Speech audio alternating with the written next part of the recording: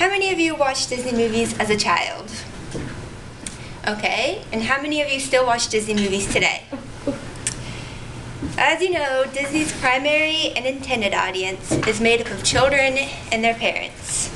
However, as the majority of you just admitted, many teens and adults still watch Disney movies.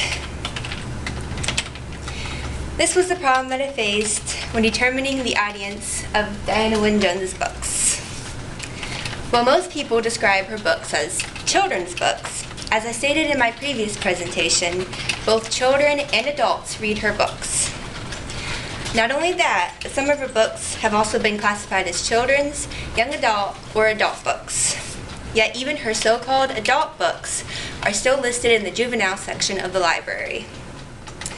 Then there's the fact that some of the content in her books seems like it'd be difficult for a child to understand or pick up upon. For example, in the book Enchanted Glass, there's a character who sleeps around a lot. Yet, I understood it because I just read it recently, but one of my friends, I was talking to her about it, and she read it when she was much younger, and she's like, wow, I didn't even pick up upon that. So there's stuff like that that I would think would be a bit difficult to understand for someone younger. And then finally, the plots and the characters are always extremely complex in all of her novels. There are so many twists and turns and tiny little key details that it's sometimes difficult for me to follow, much less a much younger, less advanced reader. With all of this contradicting information, how does one determine Diana's intended audience? Well, I think Diana herself answers this question by making sure that all of her plots are always complex. She once said in an interview that children have no problem with complexity because they're used to not knowing, and therefore they're prepared to work at it. According to Diana, it's the adults who need simpler storylines. Since her stories are all complex, I think this answers the question about her intended audience. Diana is writing for children. This thoughtfulness that Diana places in the complexity of her storylines lends to a unique relationship with her readers. She wants her child readers to think about what they're reading and analyze what it means. In fact, in a text analyzing Diana's writing, Farrell Mendelson even suggests that Diana wants her readers to become critical readers, taking reading to a whole new level for children. Not only that, but Diana has also said that she wants her readers to learn something while reading her books.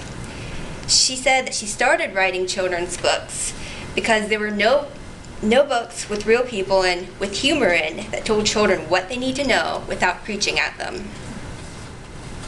Combining inconspicuous educational value with believable and realistic characters allows for a further connection with her readers.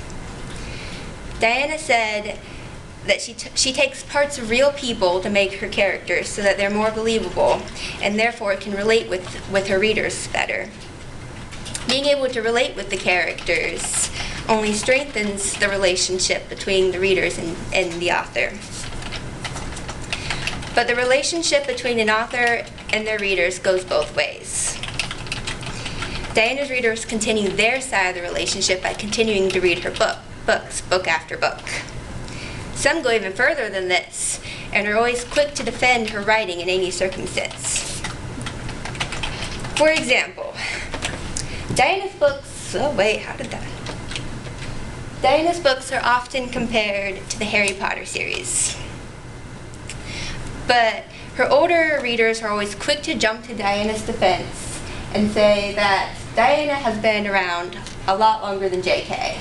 She's been around since the 70s, so I think that counts for something. Diana, she just kind of brushes the issue aside completely. I think she was just glad that someone else was trying to introduce readers and to introduce children into the wonderful world of reading. It also probably helped that many fans of Harry Potter went searching for more fantasy novels and found Diana through this. To get back to what I said at the beginning, while connecting with her intended child audience, Diana's books are also unexpectedly enjoyed by adults. These unintended readers are brought in by the very complexity that Diana thought adults wouldn't like. Her stories aren't dumbed down for children. Therefore, they're not too simple for adults. Because while Diana believes that adults need simplicity, this is definitely not true of all adults. Thus, Diana Wynne Jones's audience ends up including both children and adults, intended and unintended. Does anyone have any questions?